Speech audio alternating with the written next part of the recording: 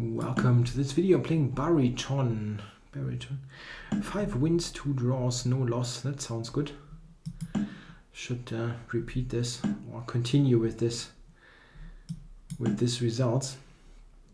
Okay, I'm playing something different here, the Torre attack, just for the sake of variation. Of course, it's a very healthy opening. Cannot be bad. White develops in a logical way. It's a little bit like a reversed version of the Slav.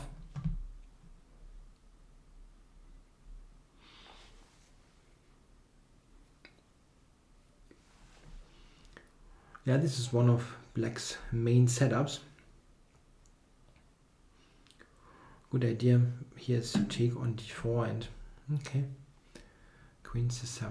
Okay, I'm just castle here.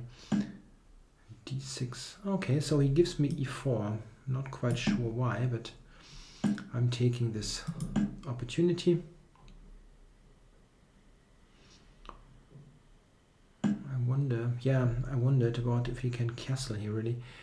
e5. So this is interesting. I can now let's play the simple path. Just take there. Okay. Check. Yeah, and now he has to give up castling or go into this, which is not very attractive. Check. Okay, so a4 or I guess a4 is the better choice. It belongs into that position anyway, and he doesn't want to take them. Yeah, now I can take and play knight c4 with a tempo. That was important, so that I get knight e3 in. He doesn't have bishop g5. So over here, my knight will come to d5. That is nice. Trying to claim that I have the better minor piece. And I'm probably not only trying, I really have the better minor piece.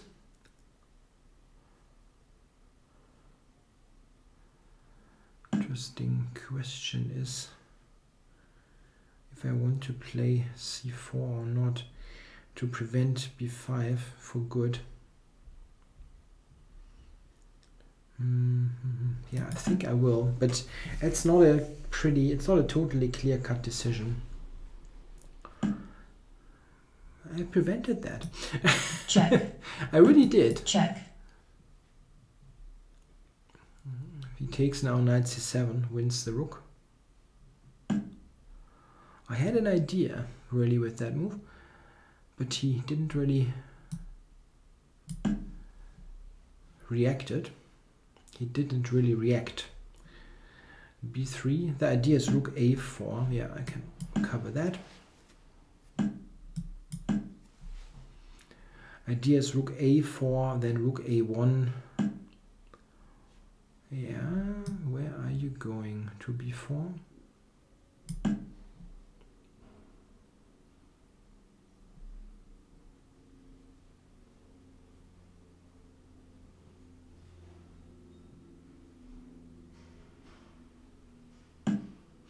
Yeah, so I'm going to bring the king up to c4.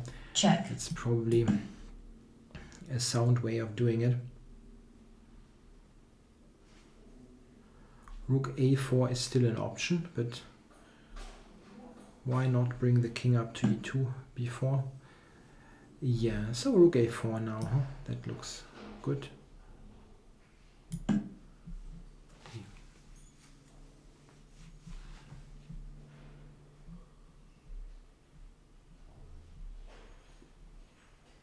Yeah, this e5, when he went e5, that sequence was really very helpful for me.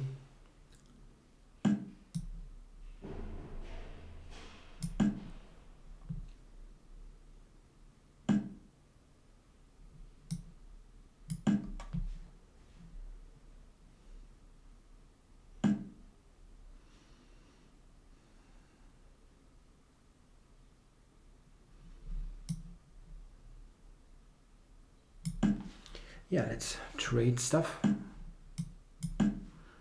It's close to being out of moves here.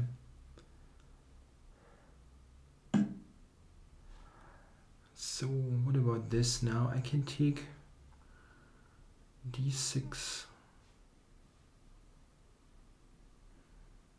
Ah, come on.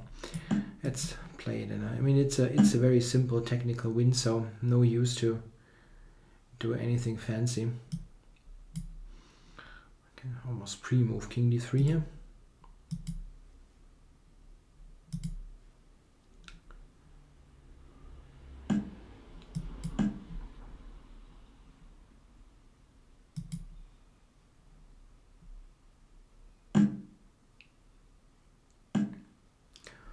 So, what is the easiest way to do this? Knight to a4 picks up the pawn, okay? Black resigns. Yeah, but he got a really, really awful position there out of the opening. That was all normal. And well, I mean, okay, it's not terribly bad, but there's no particular reason to allow me to play e4. Here and then e4. I mean, why give white that center? You could have played d5, or the most common way to play this here is something like this,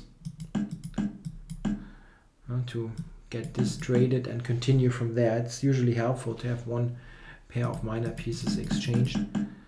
And here, yeah, it's all looks normal. And now he went e5, and after that I think I can go d5 with an advantage, or taking with a slight edge, but it's there. And knight e5 is also helpful for me, I believe.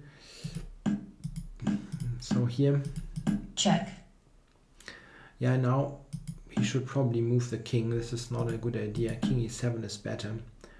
I will probably do this, trying to use that square, but yeah, here he's got rook d8 with a tempo at least. And here all my moves come with tempo. Check. Queen d7. a4. Yeah, and now he went a6, and after that I think it gets really tricky. Oh, I could take b6 actually. Yeah, of course I can. There's rook d1 and then queen c6 check. Check. Okay, I was completely out here for this end game. I wanted this end game, which is just nice for white.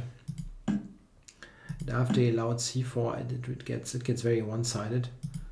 Then he just blundered that pawn, after which is pretty simple technical play. Yeah, just some slight precise moves that are not difficult. b3 to make sure I can take every pawn that might appear on c4.